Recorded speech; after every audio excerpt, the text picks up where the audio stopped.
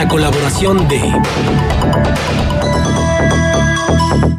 Patricio de la Fuente González Carg, un gusto saludarte como cada viernes. Hola Juan, qué gusto saludarte, qué gusto saludar a Marce y al auditorio y como siempre gracias por el espacio. Me gustaría, para ponernos en contexto, Juan, recomendarles, hay una entrevista por si los radioescuchas quieren atenderla, que está en YouTube. Es la última entrevista que dio, debe de haber sido por ahí de noviembre, Luis Videgaray, en su carácter de canciller, de secretario de Relaciones Exteriores, y entonces búsquenla como Eduardo Videgaray entrevista a su hermano Luis, y está San Martín, me parece que es otro coconductor. Es una entrevista que le hace al canciller, su hermano Eduardo, que como sabemos pues está en, pues que no digamos, pues sí es un poco comediante, es un poco presentador, muy tipo late night, lo conocemos Eduardo, digo, todos sabemos quién es, y le hacen esta entrevista que es muy interesante, porque justo hubo dos temas ahí en polémica, donde el entonces canciller reconoce haberse equivocado. El primero, Juan, que todos recordamos, fue hacia 2016, cuando Donald Trump era candidato, se le invita a México. Se le invita a México y se le da cuando no era presidente todavía, y había una gran posibilidad que Hillary ganara, se le da tratamiento de jefe de Estado. Se le reciben Los Pinos y, pues, en su cara agravia al presidente de México y, por ende, pues, agravia a 120 millones de mexicanos en algo que había empezado, tú recordarás, Juan, el día en que anuncia que iba a ser presidente. Entonces Luis Videgaray reconoce en esta entrevista que su error como canciller había sido operar esta visita con una buena intención, pero fue precipitado, así lo dice, y esto derivó en que se lastimara políticamente a Enrique Peña Nieto. Lo que ya no dijo, pero sí platico hoy contigo, es que la relación con el presidente se enfrió entre Videgaray y el presidente. Estamos hablando de un hombre que tú sabes, se le atribuían cualidades de poder tipo vicepresidente. Se decía que Luis Videgaray era el poder tras del trono y se le atribuían cualidades por ahí del nivel o más de José Córdoba Montoya, que fue el Rasputín de Carlos Salinas de Gortari.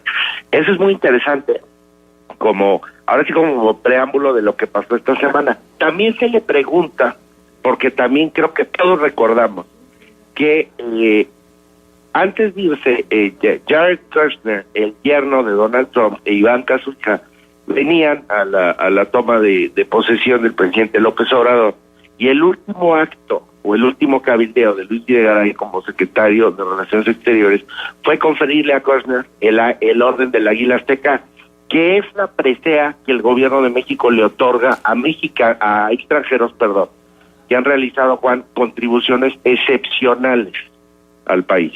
En esa misma entrevista que sugiero retomemos, se dice Luis Videgaray básicamente que sin Kushner no habríamos tenido la firma del nuevo Telecán, que Trump estaba renuente desde el principio, dijo que el Telecán no servía, que lo iba a erogar, pero que gracias a los buenos oficios de Kushner, esto se había logrado y que por ende merecía el Águila Azteca. Bueno, ese personaje, Juan, y ahí me detengo para que reflexionemos, sigue siendo el yernísimo, como decían en tiempos de Francisco Franco, muy influyente y no respeta, es un personaje transaccional en lo que respecta a México, porque no solamente fue en aquel entonces el propio canciller y el presidente de México quienes buscaron cercanía. El hoy presidente de la República, Andrés Manuel López Obrador, se ha reunido esta semana, como él mismo informó, con Kushner en la casa del segundo de a bordo de una de las productoras más importantes de América Latina. Pero, Patricio, ¿qué tan cierto? Bueno, ya ves que aquí en México somos muy dados a la teoría del complot. Uy, sí. Y bueno, también, sin embargo, publicaba el día de ayer que hubo precisamente un acuerdo entre Luis Videgaray, el mismo Jared Kushner, y para prepararle el terreno y que viniera Donald Trump, obviamente al lucirse en nuestro país, en aquella memorable visita en la que pues dejó muy mal parado a Enrique Peña Nieto y a nuestro país. Mira, yo lo que opino, sobre todo lo que ocurrió esta semana, fue una cena que se dio en la noche y se emitió un cable informando esta cena alrededor de las 2 de la mañana. A mí me parece, la diplomacia se tiene que conducir, no todo puede estar a la luz a veces, las negociaciones con el gobierno o cuáles son, a veces vemos que se utilizan canales de interlocución en la figura de una persona o de una empresa, no necesariamente alguien que tenga una representación oficial, que eso la tiene porque su título es asesor del presidente, assistant to the president, entonces tiene una representación por lo menos dentro de la Casa Blanca y el gobierno. Pero toda la vida se ha recurrido a canales para a veces tender relaciones y se ha conducido, la diplomacia necesita, creo, de secrecía a veces para poder ser eficaz. Toda esta disertación, por ejemplo, con el tema de, hace poco vi la película de Wikileaks sobre Julian Assange y cómo el gobierno tiene que ser totalmente abierto. Yo sí creo en el acceso a la información como periodista, tú y yo lo creemos, pero también creo que no todo puede ser operado a la luz, no. Las agencias de inteligencia necesitan precisamente esa secrecía. La diplomacia también la necesita. Entonces, a mí no se me para, no pusiste velos porque no los tengo, pero no me sorprende, no me tiro al piso de saber que el presidente cena en casa de un empresario muy poderoso. Si ese es el canal de interlocución, si se tuvo que recurrir a Bernardo Gómez porque él en un momento dado tiene una relación, me parece positivo, como si hubiese podido recurrir a otro.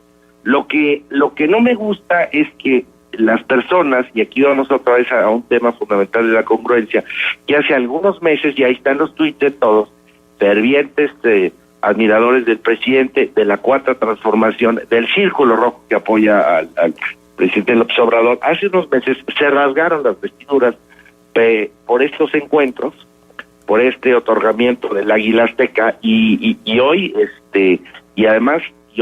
pues hacen movies ante una reunión que tuvo el presidente.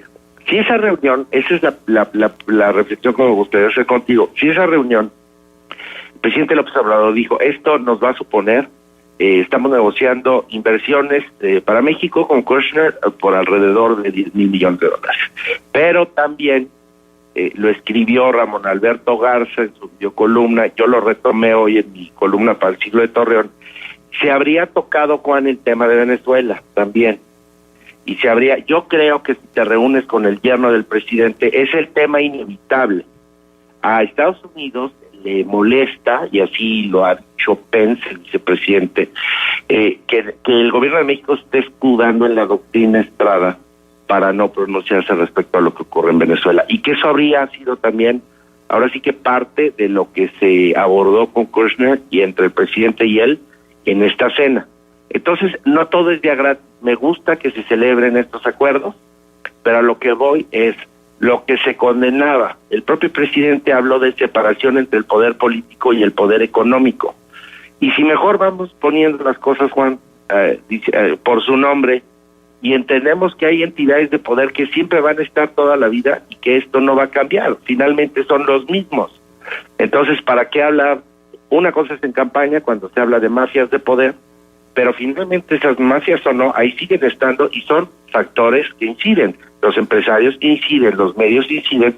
Entonces yo prefiero que estas cosas se den de manera abierta y nos dejemos de tirar al piso con que vamos a hacer las cosas de una manera cuando claramente están funcionando igual que el sexenio pasado, por lo menos en términos de diálogo con Estados Unidos. Claro, imposible hablar de una separación del poder económico y el poder político, forman una simbiosis y sabemos muy bien que, como lo decía aquel famoso presidente de principios del siglo pasado, Estados Unidos no tiene amigos, tiene intereses. Podríamos decir lo mismo también de la iniciativa privada, los capitales no tienen amigos, tienen intereses.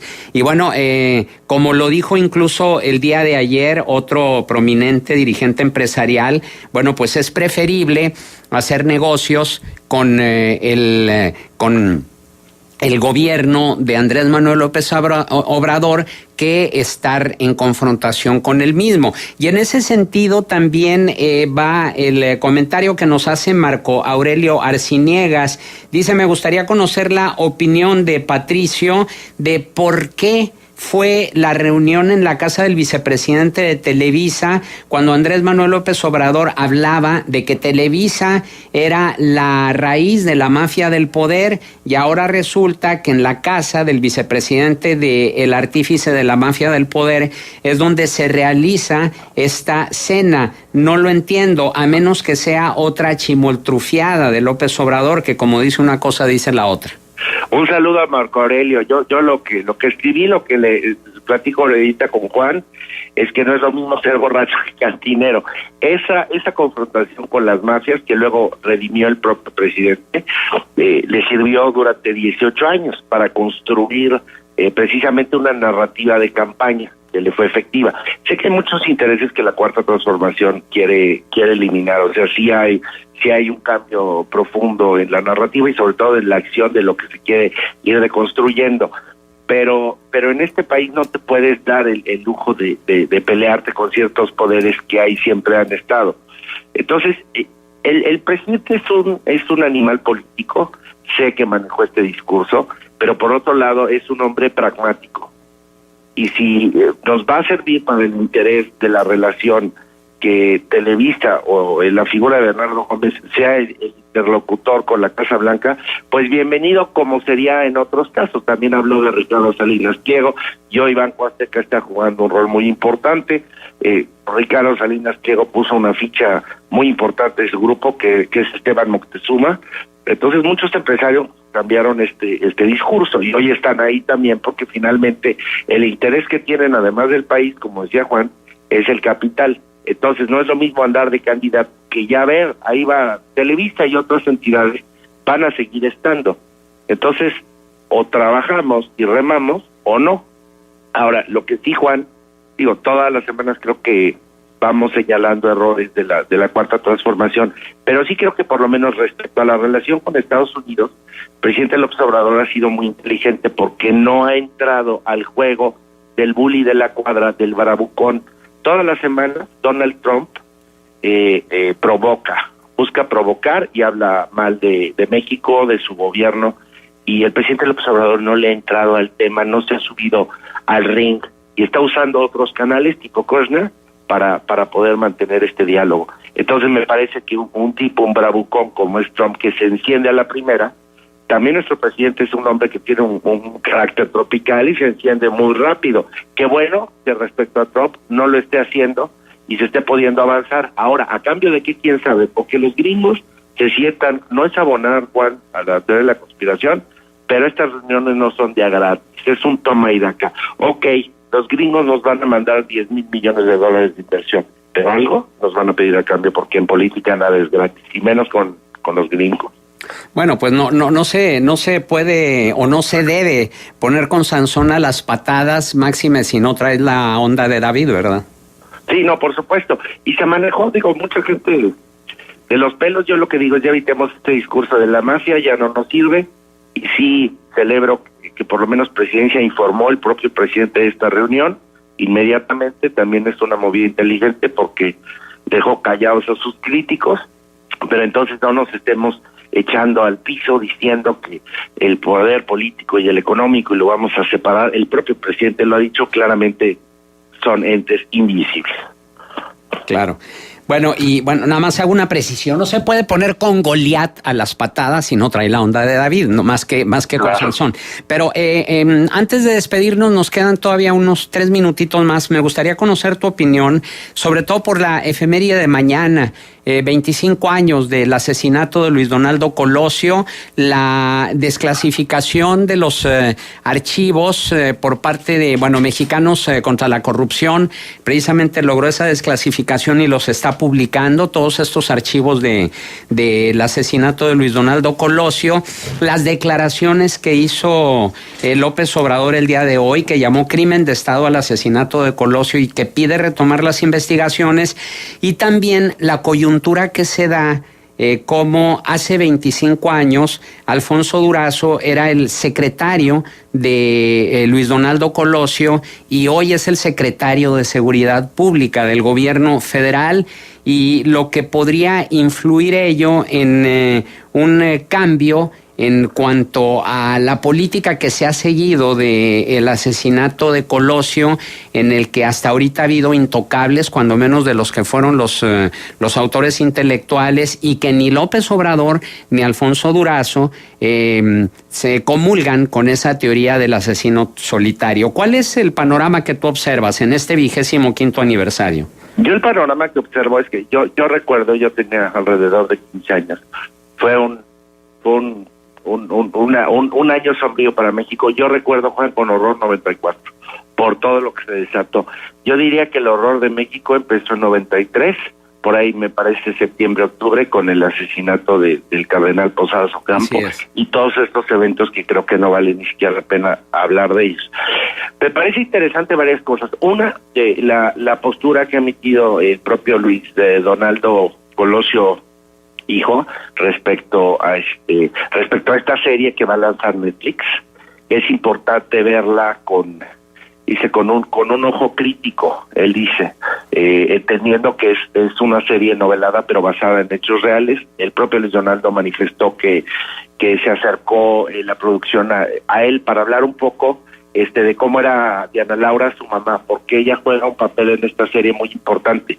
Respecto a ella es la que nos va contando la historia, y me parece que esto se centra en cómo Diana Laura, porque sí lo hizo, esto es real, se acercó a distintas figuras, a Montes, que era su procurador encargado, para tratar de avanzar un poco en las investigaciones. También recomendaría yo, en ese sentido, ayer Julián Andrade J, me parece, el periodista, un buen amigo, fue mi jefe, publica en Contrarréplica una serie de una narración de las primeras horas, de cómo empezaron las investigaciones. Pero fueron tantos ahora sí que quienes metieron mano en la investigación, Juan, que esto debe de estar hecho un lodazal. Si se va a abrir, hay que explorar estos documentos de este periodo histórico con precisión. Y no podemos partir de complots. Si el presidente o el propio Durazo, que tiene autoridad moral para hacerlo porque fue el secretario particular de Luis Donaldo, considera que fue un crimen de Estado, adelante, pero no podemos estar respecto a un magnicidio de este tamaño espetando teorías, y 25 años después, cuando se revisita el pasado, como pasó, yo te diría, en España con la guerra civil, debe de ser basándonos en los hechos, en lo que tenemos. O sea, y todos tenemos alguna teoría respecto a qué pasó en 94. Es difícil comprar la teoría del asesino solitario, pero tampoco se puede hablar de un crimen de Estado cuando no se tienen los elementos. Uh-huh. Y las investigaciones cubrieron en varias líneas y pasaron por demasiadas manos. ¿Cuántos? No recuerdo, Juan, tú me imagino que lo tienes frescos, cuántos subprocuradores encargados del caso tuvimos. Entonces, ese es el problema con la investigación. Habría que revisar los documentos con detenimiento. Ahora, si esto nos sirve para reconciliarnos con esa parte, bien. Por otro lado, parafraseando a quien dijo que los demonios andaban sueltos en aquel entonces, el hermano de Ruiz Massieu, me parece, sí. No me acuerdo quién dijo que en aquel entonces que los demonios andaban sueltos. Es un tema muy delicado, entonces hay que abordarlo ahora sí que basándonos en lo que hay, no en suposiciones. Oye, claro. Patricio, ¿cómo estás? Me encanta saludarte siempre. Fíjate que a propósito de este tema, hoy Raúl Rodríguez Cortés en el Universal escribe, recordando precisamente el asesinato de Colosio y la desclasificación de esta información que supone que ahora, pues a pesar de que son cajas y cajas, son 13 cajas abiertas hasta este momento y 222 fojas. Lo que ha venido lo que ha relucido también en todas estas apertura de información es la cantidad de personas que fueron espiadas en diferentes momentos en la vida en la historia moderna del país.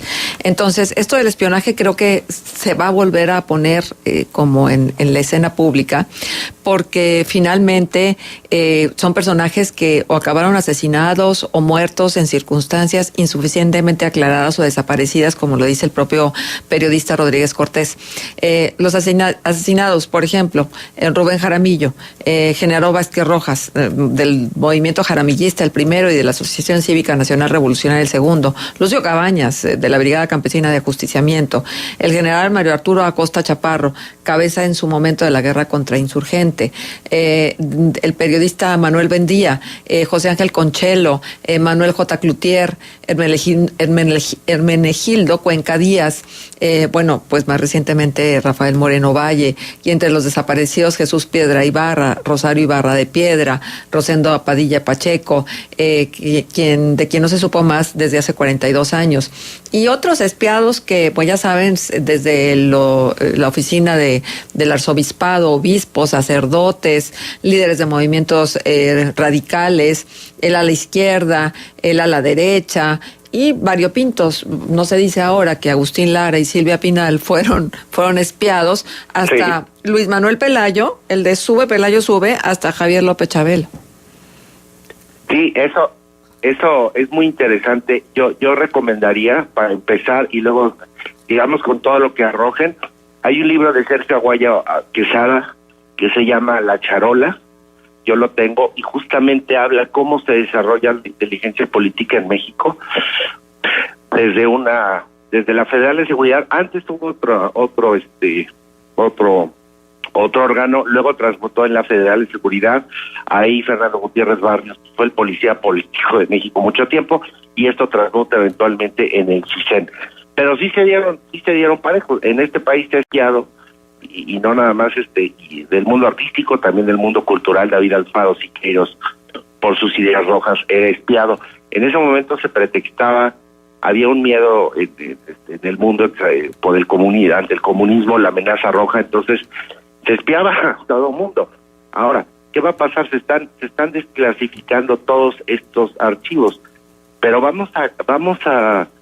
esto nos va a garantizar, dicen, se va a desaparecer el CISEN, no se va a espiar a nadie. Realmente vamos a acabar con el problema, porque entre el que el gobierno no nos espía ahora, según han dicho, no quiere decir que no nos espíen otros. Hoy tenemos una serie, además, hoy se los ponemos más fáciles, porque si queremos tener patrones de algoritmos de cómo nos conducimos, ahí están las redes sociales y nuestros propios teléfonos inteligentes.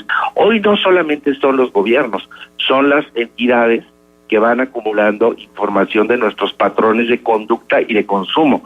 Hoy nuestra vida y nuestra huella digital está en la red. Entonces, ahí muchas veces nosotros ya no necesitamos que nos espíen, porque nosotros estamos dando a cada rato cuenta de nuestros patrones de consumo, de conducta, de lo que nos gusta. Entonces realmente estamos regresando a esta cosa orwelliana del espionaje del gran ojo que nos ve. Pero sí es positivo ver hasta dónde el Estado, y todavía hay casos, esta periodista, no me acuerdo cuál, la viuda, el año pasado, todavía el gobierno de Peña Nieto, a través de Pegasus, se dio el lujo de estamos hablando de que el expresidente tiene novia nueva, pero al mismo tiempo se nos olvida lo fundamental, que el gobierno mexicano, todavía el sexenio pasado, espió sin discriminación a opositores, a periodistas, a defensores de derechos humanos. En vez de estarlos cuidando, los espiaba. Claro. No sé para qué. Claro. Muy bien, Patricio de la Fuente González Carr, como siempre, nuestro agradecimiento. ¿Algún punto de contacto? El agradecido soy yo, Marce. Juan, buen día. @PatoloCuesto en Twitter. Gracias y buen día. Gracias.